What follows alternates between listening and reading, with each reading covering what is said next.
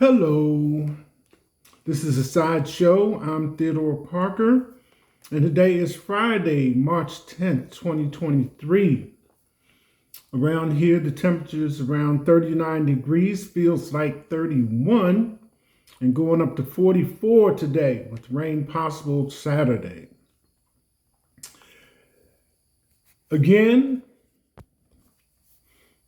if the COVID-19 positivity rate in your area is above 5%, the suggestion by the CDC is to wear a mask if you're going out to be around people. According to the White House, the COVID-19 pandemic will officially end in May. Until then, we can all be suitably cautious about spreading this airborne virus and act accordingly thereafter. The Sideshow on Facebook and Instagram. You can like, comment, and share. If you're watching on YouTube, like, comment, and subscribe.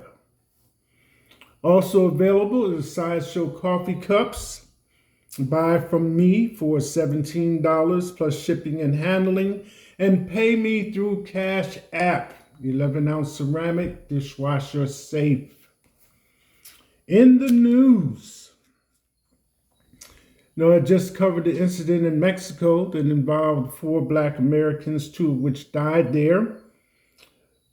Now, 5 men found in Mexico with a note saying they attacked Americans. The president of Mexico did speak up with comments related to the incident. Next, prosecutors signal criminal charges for Trump are likely. Some of this involves a Stormy Daniels payoff and other activities in which Trump has been involved. This goes back a little bit, this next item. And the quote to the show was, "If you can't do the time, don't do the crime." Beretta actor Robert Blake dies at 89, niece says. Another one. Man freed after in regards to Robert Blake, he was found guilty of killing his wife. Just a bit of an explanation, and served time accordingly. Next, man freed after 18 years in prison caused by deceptive photo ID. We know we've been having train derailments. The latest one was in Alabama. Subsequently, the Ohio train administrative people were called in front of Congress. So Norfolk Southern CEO says he is deeply sorry for Ohio train derailment.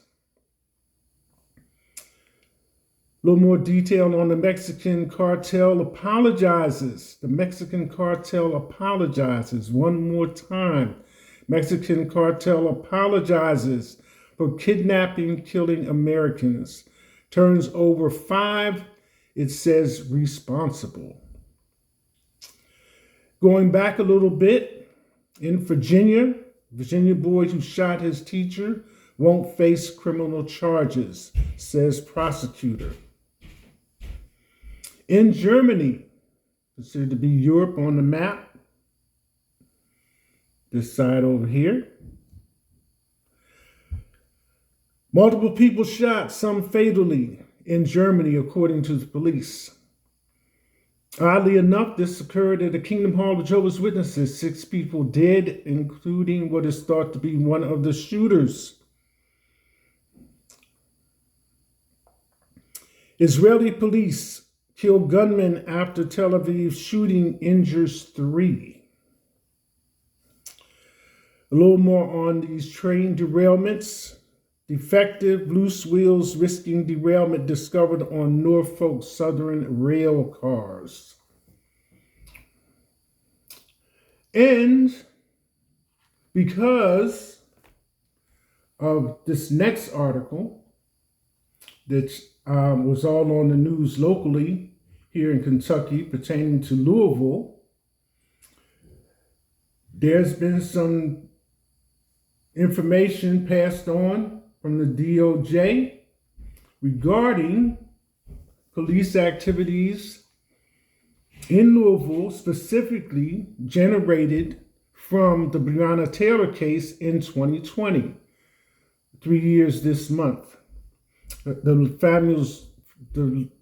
family's lawyer, Lorraine Bailey, if I have the name correctly, and if you will allow me, was like a dog with a bone about this. So they did not let it go. And so now the DOJ has rendered some decisions, which was published yesterday on the TV and probably other media, but I'm going to share this article with you.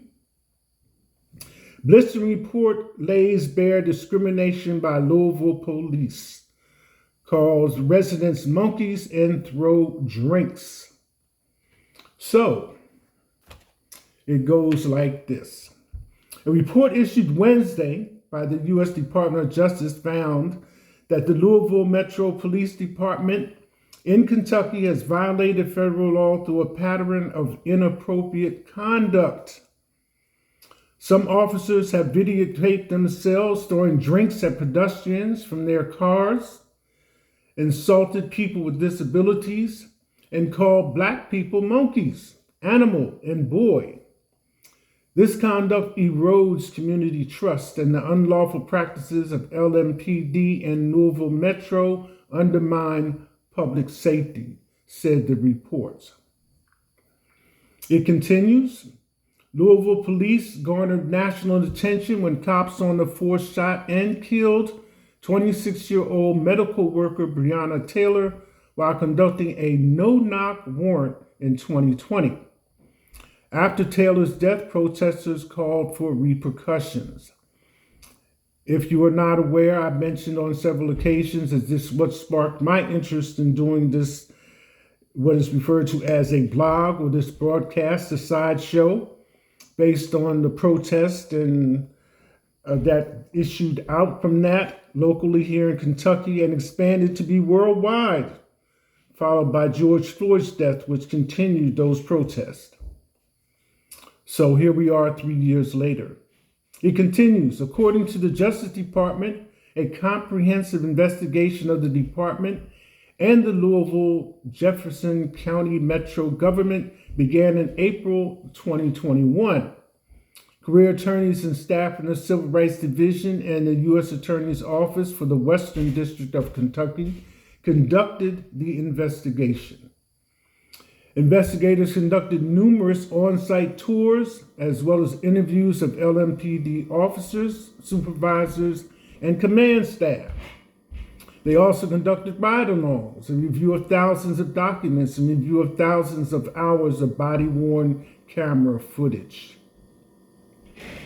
Through the investigation, the DOJ found that the police department executes search warrants without knocking and announcing, uses excessive force, including unjustified neck restraints and the unreasonable use of police dogs and tasers, conducts searches based on invalid warrants, unlawfully stops, searches, detains, and arrests people during street enforcement activities, unlawfully discriminates against Black people in its enforcement activities, violates the rights of people engaged in protected free speech critical of policing, discriminates against people with behavioral health disabilities when responding to them in crisis.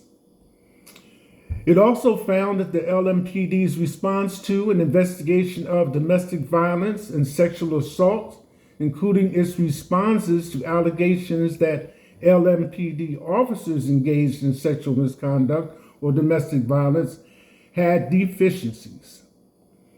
This unacceptable and unconstitutional conduct erodes the community trust necessary for effective policing. It is also an affront to the vast majority of officers who put their lives on the line to serve Louisville with honor. Said Attorney General Merrick B. Garland. And it is an affront to the people of Louisville who deserve better. The Justice Department will work closely with the Louisville Metro and the LMPD to negotiate toward a consent decree and durable reforms that protect both the safety and civil rights of Louisville residents. According to the Justice Department, the Louisville Police and the municipal government cooperated fully with the investigation. In its report, the department acknowledged that the Louisville government and LMPD have made some changes to address the issues. Additional remedial measures have been identified. The department also announced that it has entered into an agreement in principle with the Louisville Metro and LMPD, which have committed to resolving the department's findings through a court-enforceable consent decree with an independent monitor rather than contested litigation, said the Department of Justice. And in conclusion, individuals who have recommendations for the Louisville Police Department may submit recommendations by email at community.louisville@usdoj.gov or by phone 844-920-1460. Can't keep a black man down. That's it. Hashtag